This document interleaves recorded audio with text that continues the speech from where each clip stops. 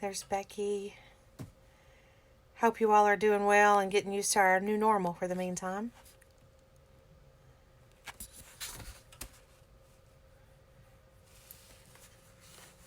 It's a couple minutes before 2, so we'll just hang tight for a second.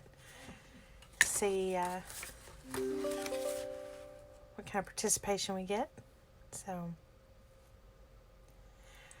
my reminder just went off for an NTI work for my 6-year-old, so she's having quiet time right now. I'll have to get to her in a little bit. So, anyone else think the teachers need a raise? Definitely I do. I was born to do compliance, not be a first grade teacher.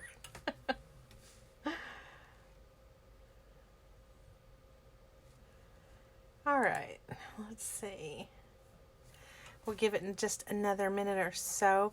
Feel free, if you think of a question or you've got one you've been hanging on to, go ahead and post it in the comments and I'll get to it. But I wanted to open today with just kind of a recap of where we are and what is going on in the land of compliance. So, or COVID-19. I'm just going to change my role, might be the COVID expert, because I feel like that's all I've done.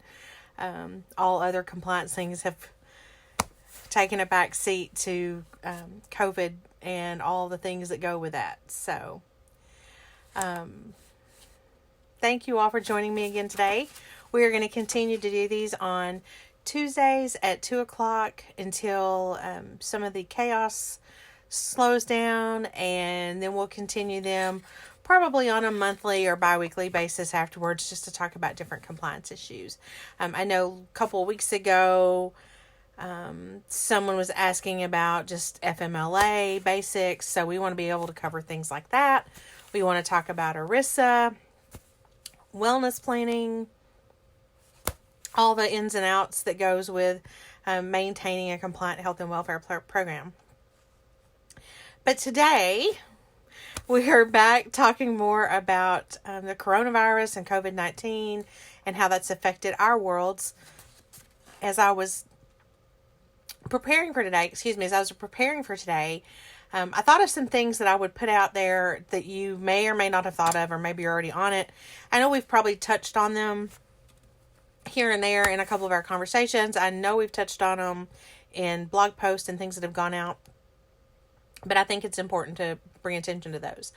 One, if you're a self-funded plan, we really need to do a summary of material modifications to your ERISA plan document that allows for COVID testing to be covered at 100%. And depending on the carrier, it may or may not include covering the treatment for COVID at a hospital level at 100%. So if you're self-funded and BIM Group helped you do your WRAP document or your ERISA plan document, I will be getting in touch with you soon to do an amendment to your plan. It's a 1 or 2 pager.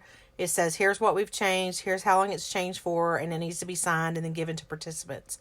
If you're fully insured and you have an ERISA plan document, we can do the same thing, especially if you used HR Service. If you've gone on to HR Service and done it yourself, you can just print. They've got a summary of material modifications out there under their COVID section that you can just print, fill in the blanks, and you're good to go. However, that is on my list to get to all of our concierge clients that I work with. The other thing you may want to think about is creating, if you have not already, not only a telecommuting policy, but a FFCRA policy, which would include the emergency family medical leave that's paid and the emergency paid sick leave.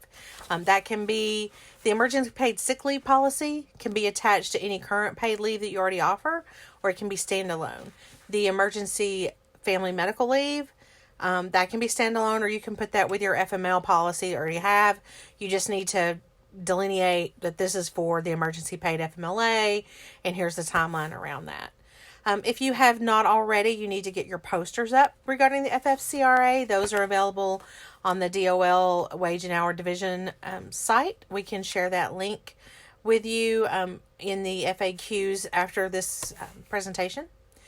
You also may want to be thinking about eligibility. If you have changed your eligibility, let's say, for example,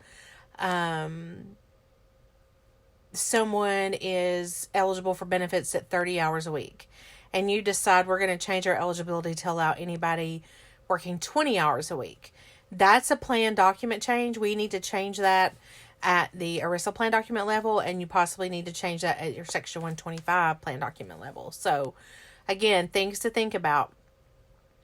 Another piece is the ACA look back and measurement period. If you have just reduced employees' hours and you've decided not to maintain their benefits, if you use an ACA look back measurement period, you really need to follow that, because just a reduction in hours does not mean they lose benefits. It means that they're eligible for benefits through the end of that stability period that they've earned. And if they choose to drop benefits on their own, that's up to them. But you as the employer can't say, well, we're not going to offer you benefits anymore. With that being said, if that reduction in hours means 0 hours and they're no longer working, that's a different situation. So if you're running into that or you've got questions related to that, please don't hesitate to let me know. Becky, I see your question regarding unemployment. So I will get back to that. Hold tight. I've had that question asked to me already this week or last week, and I know the answer. So just remember the ACA period. Now, Becky at one of our clients is asking, regarding unemployment, can someone receive more in UI unemployment benefits than what they would have made when employed? With the extra $600 a week, some could get more than their normal paycheck. So that $600 a week is not, to my understanding, on top of what they already get. It basically takes the maximum weekly benefit, which I believe was at $520, and now makes that maximum $600. So they're not getting $520 plus $600. They just, if they made over that amount and they're now eligible for more than $520, it is capping at $600 versus capping at $520. I'm trying to remember where I read that. It might have been the Kentucky unemployment website, matter of fact, because I was looking it up for another client. So so we have another question. So let me stop on the UI question. If you need the backup on that, Becky, please email me and I'll find it again. I'm pretty sure it was on the state of Kentucky unemployment website, or it might have been on Governor Beshear's COVID page. Christina is asking, so if employees can lose their benefits, if we would have kept them on unemployment for 30 days or more, what if they are on the emergency FMLA? So I'm gonna assume this is what you're saying. I want to make sure I got it clear. Can employees lose their benefits if you keep them on unemployment for 30 days or more? And then what if they are on emergency FMLA? So that's going to depend on the employer as well as the carrier. So, for example, Anthem has said, and I believe United and Humana have said this as well, if the employees are not working and the employer is still paying the premium to the carrier, they can keep those employees on the health plan. Now, that means as an employer, you need to decide, are we going to collect the employee portion of the payroll contribution? Are we going to collect it as they go? We're going to collect it when they come back? Or are we just going to eat it and pay it? Now, my guess is you're not going to do the latter. You're either going to have them pay as they go, or you're going to have them pay when they come back.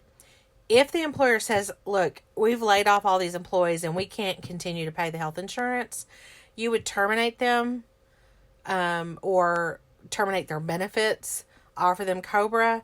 They go on unemployment. They may or may not be eligible for Medicaid, or they can elect COBRA, or they can buy a policy in the individual market.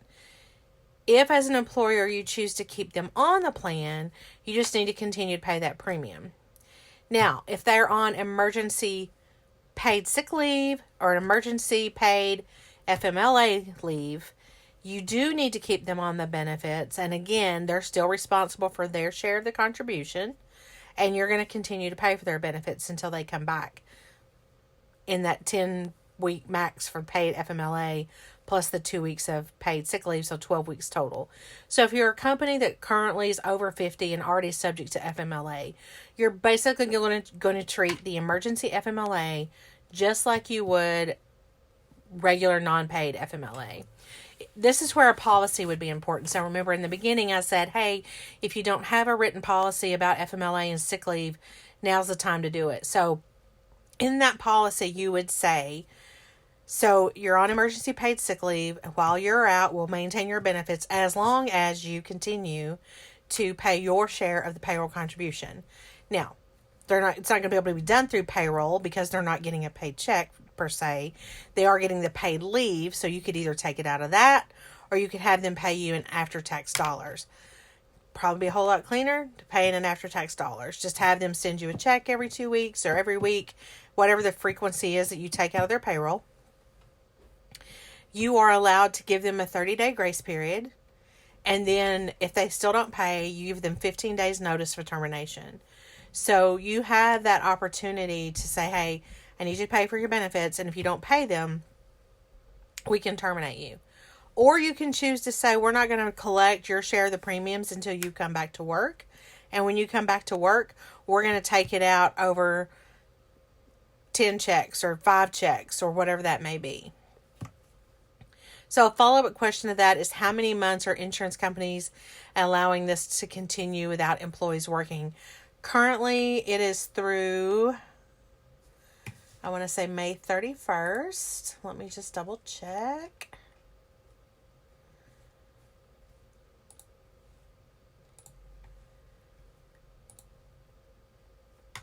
So it's not indefinite. It's for a matter of time. It would be... These are great questions.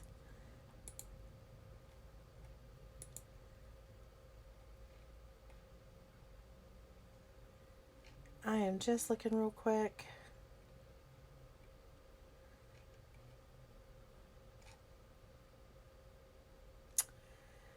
Well,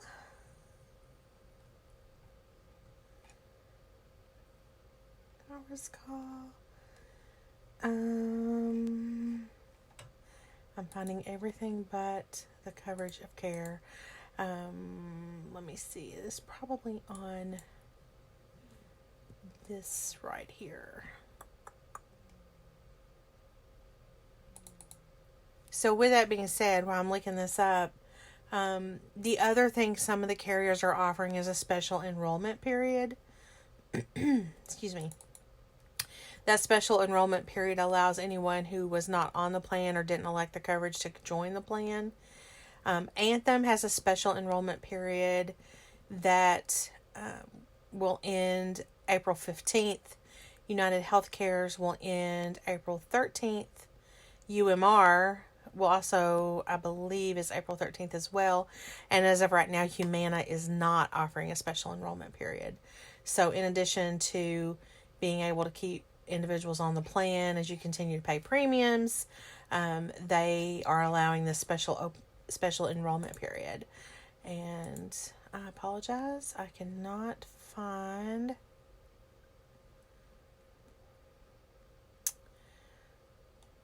where they're allowing folks to stay on the plan. I will get my hands on it though, and I will put it in the Q&A. Again, I think it's May 31st. Now that could be extended based on the situation that we have at hand. Who knows if we're going to get early release or not. And we want to make sure that we follow those guidelines.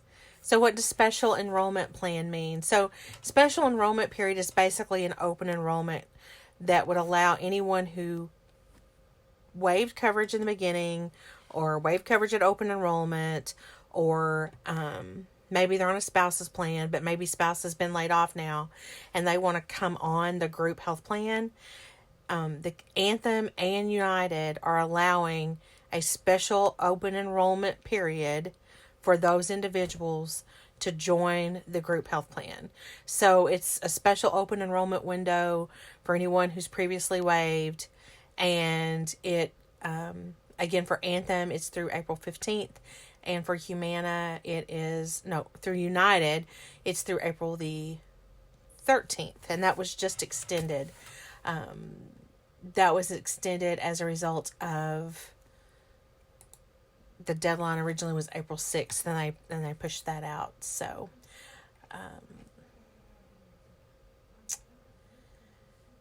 so that is that on special enrollment. And I'm still, here we go. Impact to laid off employees.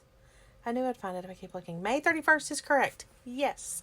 So, Anthem for sure is May 31st, and I'm 99% positive that United and Humana also are doing May 31st to allow employees to stay on the plan if they're not actively working. They basically call it lenience. They're giving them a grace because, as you know, if you're not actively at work, you're not eligible for benefits. But because of this situation, they have been more lenient on those rules. All right, they answered Christine's question. Any other questions as far as anything we've covered today, or maybe not covered, or maybe it's not even COVID related and you're actually able to do other stuff than deal with COVID? I know we've had some questions in the past about furlough versus layoff and notices and that sort of thing. We are working on a one pager that will give you the difference between a furlough and a layoff. So it's a little grid. It has it's a great little resource that's going to be posted on the blog soon, as well as we have access to sample furlough notice letters, sample layoff notice letters. Again, I mentioned earlier the sample summary and material modifications. That's something that I think is really important to make sure you do, especially our self-funded groups. And I keep reiterating that because in the self-funded world, your medical plan has its own summary plan description, and that's going to need to be included in that. For our fully insured plans, your benefits are dictated by the carrier, and the carriers would insert that into your certificate booklet, but we want to stick that SMM on your ERISA plan document just to be case. So Rachel is asking, do you send out a notice when you post to the blog? Elise, can you answer that? I know we do a weekly roll up for our internal team. Part of me thinks that also goes externally, but I just want to make sure. So, and our blog is linked in the title of this Facebook Live. It's www.bimgroup.us/COVID-19. That will take you to our COVID page. If you leave off the COVID-19 and click on Insights, that will go to our compliance piece. Sorry. So Elise said we post updates to the blog on social media. So if you follow us on Facebook, LinkedIn, you're going to see it there, Rachel. You can always go check the blog too every day. If you've got questions, there's a lot of great resources out there. So we have another question. That means if they can't come back to work as of May 31st and there's no extension from the insurance company and it's not emergency FMLA, then we would have to offer COBRA and terminate their plan. That is correct. So you would need to pay attention to that date of May 31st. If it's not extended, you would go ahead and terminate their benefits and offer COBRA if you're leaving them on the plan. That's correct.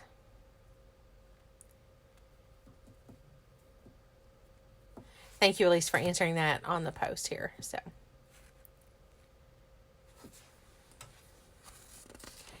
y'all saw me do that. Look, I can't go out in the world. I'm going to catch everything because I always do that when I turn a page, and I can't stop touching my face. Do you realize how many times a day you touch your face? It's crazy. All these new rules. And I'm a rule follower. Y'all know that. So, the only other big thing that I thought was of interest right now, and I'm not the expert on this by any means, but the Paycheck Protection program that came out as part of the CARES Act. If you're a small business and business is not going well right now, be sure to look into that and apply for that. Here's what I do know about it. One, you have to apply through your local bank. So you're going to go to who you bank with. I was on a call yesterday, and they said that Central Bank was not yet set up to do it, but they were working on it. So if you are a local customer and you have a local banker, you're going to need to go through them to apply for the Paycheck Protection Program. It is a loan. It is equal to, looks like 2 months of average payroll plus 25% of that amount with a $10 million cap. It is meant to cover payroll, medical benefits, mortgage interest, rent, utilities. There is a loan forgiveness component to it that if you use the money that's used for those things such as payroll, mortgage, rent, and utilities would be forgiven. Any amount used for things other than that, there's going to be a percentage forgiven, but they anticipated it not to be more than 25% of the total. It's 1% fixed interest. It's payable in 2 years. You can pay it off early. The beginning, you could start applying as a small business or sole proprietor as of April 3rd. And as of April 10th, if you're an independent contractor or self-employed, you can apply. So just something to keep in mind. Again, there's information out there on the Paycheck Protection Program. I keep wanting to call it, I don't know what I keep trying to say the wrong words. I also want to point you to another resource that we use. It's HR Service. So some of you may be familiar with HR Service because you have access to it for your notices. Some of you may not because it is a program that is paid for. So it's hrsservice.com/families-first-coronavirus-response-act/. It is a great little site that has lots of Q&A on it. Actually, I keep saying and I hate that. There is a whole toolkit that they've offered, which is very handy when you're trying to find out, get sample templates, find out questions, answers, find out links that make sense. You want to be able to go somewhere that you can trust and know that you are doing everything you can to get the right information. I will post that link in the follow-up comments as well. And then feel free to check that out. That's free. It's a free resource right now. And I was just trying to find where the actual starting page was because it has a lot of good links on it. So it's actually employer-coronavirus-toolkit. So hrsserviceinc.com/employer-coronavirus-toolkit/. That will get you to their coronavirus or COVID-19 toolkit. That resource combined with our COVID page should get you what you need on anything health and welfare related. That was all I had for today that I thought was of importance to bring up. Does anybody have any questions or comments that they would like to make? Is everybody hanging in there and staying safe and practicing social distancing and learning to teach their children things that you've forgotten because it's been so long ago? I'm trying to put this HR Service link in here so you can access it. Employer. We will definitely keep these conversations going. As always, if you need assistance between now and then, you can reach out to your account executive or account manager, or you can reach out to me directly. I'm more than happy to answer any questions that you have. And as always, if I don't know the answer, I will find the answer. And we will talk to you all next week. If we don't have any questions, I'm going to wait just a minute. So I know there's a little bit of a lag sometimes. But I also want to tell you we appreciate each and every one of you. And this truly has been a group effort. We love our clients and want to take care of you. So Let us know what we can do to help. Let us know if you need help thinking through something. Thank you, Christina. You have a great Easter too. I can't believe it's Easter. My little girls are so sad because they've got these cute little Easter dresses and we're just going to wear them in the yard. So, thank you all. Have a wonderful afternoon. Great rest of the week. Stay safe. Practice Governor Beshear's 10 points. So, we'll talk to everyone soon. Have a great day.